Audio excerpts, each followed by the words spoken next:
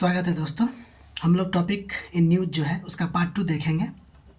तो पहले हम लोग देख रहे हैं लाल सागर। ये लाल सागर जो है आपको चर्चा में आई थी क्योंकि यमन के जो हूती विद्रोही थे ना, उसके द्वारा क्या किया गया था, आपको इजरायली जहाज़ पर हमला किया गया था।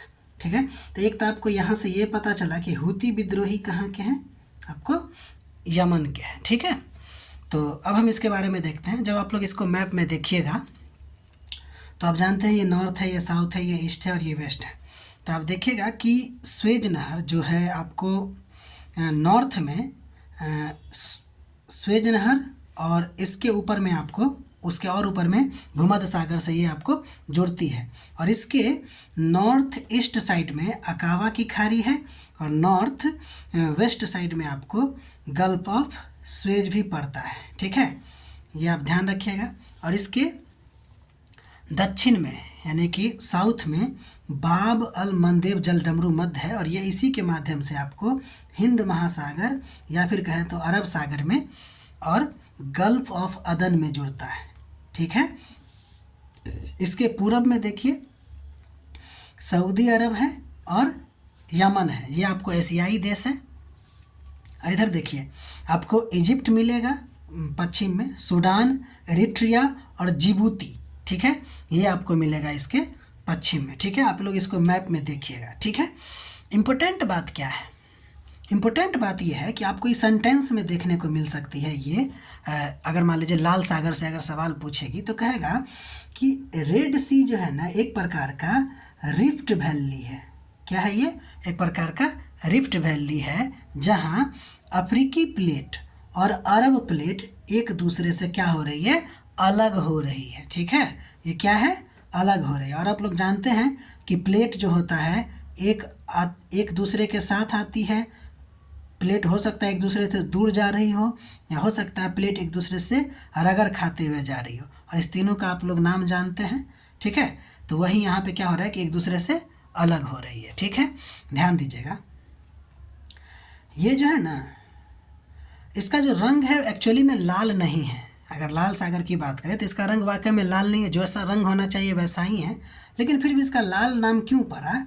तो इसका लाल नाम इसलिए पड़ा क्योंकि एक शैवाल है या एल्गी आप कह सकते हैं जिसका नाम है ट्राइकोडर्मियम एरिथ्रियम।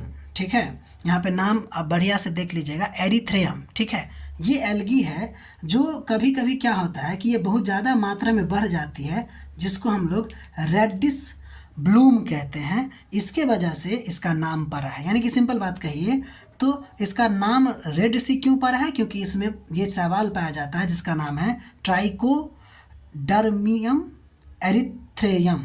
ठीक है, ये आप ध्यान रखिएगा। ठीक है, बहुत इंपॉर्टेंट फैक्ट आपको ये बता रहे हैं, हो सकता है सेंटेंस में ये पूछ दिया जाए।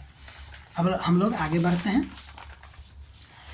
चलिए, अब हम लोग उसके नीचे की तरफ जो देखे थे साउथ की तरफ, जिसका नाम है बाब अल मंदेब, इसके बारे में दो बात ध्यान रखिएगा। पहली बात कि ये जोड़ता किसको है, तो लाल सागर को हिंद महासागर से जोड़ता है। अब ये जल डमरू मध्य है तो ये अलग भी करता होगा, यानी कि जल वाला पार्ट को जोड़ता है और लैंड वाला पार्ट को क्या करता है, अलग करता है। तो अरब प्रायद्वीप को जो कि यमन है और उसमें और भी चीज़ है, और साथ ही साथ अफ्रीका के सिंग यानी कि हॉर्न ऑफ अफ्रीका को क्या करता है, अलग करने का काम करता है। यानी कि सिंपल बात समझिए, अफ्रीका और अरब या अफ्रीका और एशिया वाले पार्ट को अलग करने की कोशिश करता है। ठीक है, ये जो आपको अफ्रीका का सिंग या फिर हमने ब्रैकेट में लिखा है जिबूती या एरिट्रिया, इसके बारे में देखिए। जब हम हॉर्न ऑफ अफ्रीका की बात करते हैं ना, इसमें 4 देश आते हैं। एक तो आपको सोमालिया है, दूसरा इथियोपिया है, तीसरा एरिट्रिया है और चौथा जिबूती है।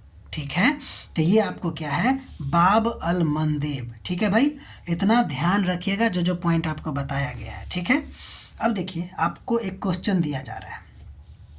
क्वेश्चन है कि लाल सागर हिंद महासागर का एक खारे पानी का प्रवेश है जो अकावा की खाड़ी से सीधे अटलांटिक महासागर से जुड़ता है। आप जब इसको देखिएगा ना इस मैप को, तो आपको सब चीज़ समझ में आएगा कि अकावा की खाड़ी आपको भूमध्य सागर से जोड़ सकता है। ये अटलांटिक महासागर दे दिया है।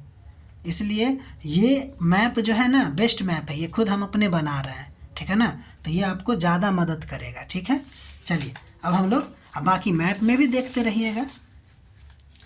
इसके बाद देखिए, यह दक्षिण पूर्व में बाब अल मंदेब, जल डमरूमद और ओमान की खाड़ी के माध्यम से हिंद महासागर से जुड़ा हुआ है। अब आप एक चीज़ देखिए, ये जो है आपको हिंद महासागर यहाँ है, बाब अल मंदेब से जुड़ता है, ठीक है, जो कि अरब सागर है, इसके साथ जुड़ता है। लेकिन क्या ये जो सवाल दिया है कि दक्षिण पूर्व में, वो है क्या कि दक्षिण में है ये, ठीक है ना। तो गौर करते चलिएगा, ठीक है। इसके बाद देखिए कि लाल सागर जिबूती, मिस्र, इजराइल और तुर्की से घिरा है। इसमें आपको बताना है कि कौन सा सेंटेंस तीनों में सही है, तीनों गलत है या क्या है, ठीक है। अब हम लोग आगे बढ़ते हैं। एक नदी चर्चा में थी जिसका नाम था कृष्णा नदी, क्योंकि ये कृष्णा नदी जो है तेलंगाना सरकार और आंध्र प्रदेश सरकार के पास विवाद को लेकर चर्चा में रहती है, जल आवंटन को लेकर, ठीक है। तो इसके बारे में देखते हैं, यानी कि कृष्णा नदी के बारे में पूछा जाएगा तो तेलंगाना सरकार और आंध्र प्रदेश सरकार के पास क्या है, विवाद है इसको लेकर। अब ध्यान दीजिए, इसमें कुछ लिखा गया है, उस सेंटेंस को ध्यान दीजिएगा कि कृष्णा नदी जो है ना पूर्व दिशा में बहने वाली दूसरी बड़ी प्रायद्वीपीय नदी है। आप लोग पता कीजिएगा कि पहला कौन है, जो सह्याद्री में महाबलेश्वर से निकलती है। ये सेंटेंस है, इस बात को गौर करते चलिएगा, ठीक है। तो ये पहला सेंटेंस हुआ। दूसरा, इसका अगर कुल लंबाई देखिएगा तो 1400 किलोमीटर है। एनसीईआरटी में 14 से 1 किलोमीटर के आसपास देता है, अप्रॉक्स मान के चलते हैं।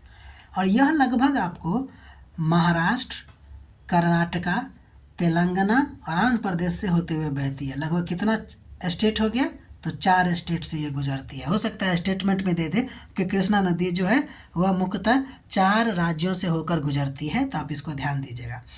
कुछ प्रमुख सहायक नदी की भी बात कर लेते हैं। एक आपको घाट प्रभा है, माल प्रभा है, तुंगभद्रा है। तुंगभद्रा आपको हिस्ट्री से भी जुड़ा हुआ है। आप बताइएगा कि विजयनगर की जो राजधानी है वो क्या है और वो किस नदी के किनारे है, ठीक है। इसका बायां तट जो है वो भीमा है, ठीक है। बायां तट पे जो है, यानी कि बायां तट से जो जुड़ा हुआ नदी है सहायक नदी, उसका नाम है भीमा, ठीक है। अब देखिए, यहाँ पर इस नदी पर, कृष्णा नदी पर कुछ बांध भी बनी हुई है, जैसे नागा अर्जुन सागर बांध, श्रीशैलम बांध, ठीक है। यहाँ हमने ना एक एक्स्ट्रा पॉइंट आपको बताने का कोशिश किया है कि नागा अर्जुन सागर बांध जो है वो मैनोसरी बांध है, ठीक है। आप इसके बारे में आइडिया लगाइएगा कि ये किस प्रकार का बांध होता है और इसको क्यों कहते हैं मैनोसरी, है ना, मैसोनरी बांध इसको क्यों कहते हैं, ठीक है। इसको ध्यान रखिएगा, ठीक है। मैसोनरी बांध जो है इसको क्यों कहते हैं। अब देखिए, उसके बाद एक और झील चर्चा में थी जिसका नाम था विक्टोरिया झील, ठीक है। ध्यान दीजिएगा, विक्टोरिया झील जो है ये चर्चा में क्यों था, क्योंकि यहाँ पर एक बिनाम गल्फ है, ठीक है। उसके बारे में यहाँ पे अध्ययन किया गया था। अब हम आपको जब हम बताएंगे बहुत सारी चीज़ें, यानी कि जब हम ज्योग्राफी पढ़ेंगे तो उसमें बताएंगे कि गल्फ क्या होता है, ठीक है, ये सब। अब ध्यान दीजिए, विक्टोरिया झील की जब बात करते हैं तो ये पूर्वी अफ्रीका में है, पहली बात तो ये समझ लीजिए। और ये 3 देश को जोड़ती है। ये सब सेंटेंस के फॉर्म में हो सकता है क्वेश्चन आपसे पूछा जाए कि विक्टोरिया झील जो है वो पूर्वी अफ्रीका के 3 देश को जोड़ती है। दे देगा युगांडा, रवांडा, केन्या। तो आपको ध्यान देना है, युगांडा, तंजानिया और केन्या है, रवांडा वंडा नहीं है, ठीक है। तो 3 देश है, युगांडा, तंजानिया और केन्या। ये 3 देश को आपको क्या करती है, जोड़ती है, और पूर्वी अफ्रीका में है, ठीक है। अब आगे बढ़ते हैं। ध्यान दीजिएगा ये नदी के बारे में कि क्षेत्रफल के आधार पर ये अफ्रीका की सबसे बड़ी झील है, दुनिया की दूसरी सबसे बड़ी मीठे पानी की झील है, ठीक है। दुनिया की दूसरी सबसे बड़ी मीठे पानी की झील है, क्योंकि पहली जो है वो आपको क्या हो जाएगा, अमेरिका में है वो झील। देखिए यहाँ पे लिखे भी हैं सुपीरियर झील। ये दुनिया की दूसरी सबसे मीठी पानी का झील है, कौन, विक्टोरिया। लेकिन बड़ी, सबसे बड़ी कौन है, तो लेक सुपीरियर। उसकी चर्चा आप लोग देखिएगा उसमें क्या है। अब देखिए, इसमें कुछ इनफ्लो और आउटफ्लो जैसा टर्म आपको देखने को मिलेगा कि इसमें से कौन सी नदी जो है वो विक्टोरिया झील में आके गिरती है। तो ध्यान दीजिए, कागेरा। यूपीएससी हो सकता है कि आपसे कावेरी दे दे, कि कावेरी नदी जो है आपको वह विक्टोरिया झील में आके गिरती है। तो ध्यान दीजिएगा, ये कागेरा है और ये इनफ्लो है जो उसमें आके गिरती है। ठीक है, तो शब्दों से मात मत खाइएगा। ठीक है, अब अगला नंबर देखिए, आउटफ्लो। आउटफ्लो में वाइट नील जो है इससे आपको निकलती है। वाइट नील किससे? विक्टोरिया झील। आप जानते हैं कि नील नदी जो है वो आपको दुनिया का सबसे लंबी नदी है, तो आपको वाइट नील और ब्लू नील से मिलके बनती है नील। ठीक है, आगे बढ़ते हैं। कुछ आपको HW के तौर पर दिया गया है जो आप मैप में खोजने की कोशिश कीजिएगा। लेक बैकाल के बारे में, लेक वान के बारे में और लेक सुपीरियर के बारे में। ये जो लेक बैकाल है वो रसिया का है, लेक वान जो है वो तुर्की में है और लेक सुपीरियर जो है वो आपको नॉर्थ अमेरिका में है। ठीक है, इतना आप लोग करके देखिए। ठीक है, अच्छा लगे तो आप लोग सब्सक्राइब कीजिए, क्योंकि इसमें हो ये रहा है कि हम आपको पॉइंट बता रहे हैं कि किस हिसाब से वो आपको यूपीएससी क्वेश्चन पूछ सकती है। ठीक है, अब बाकी लोकेशन के तौर पर भी दे सकता है या मैचिंग करने के पर्पज़ से भी दे सकता है कि कहेगा लेक बैकाल, लेक वन और लेक सुपीरियर और एक वो जो है विक्टोरिया झील, इसको मैचिंग बताइए कि कहाँ क्या है, तो उसके आधार पर भी आप कर सकते हैं। ठीक है, इतना आप लोग पढ़िए, अच्छा लगे तो सब्सक्राइब कीजिए और फिर हम लोग आगे मिलते हैं अगले वीडियो में। ठीक है, तब तक के लिए अपना ख्याल रखिए।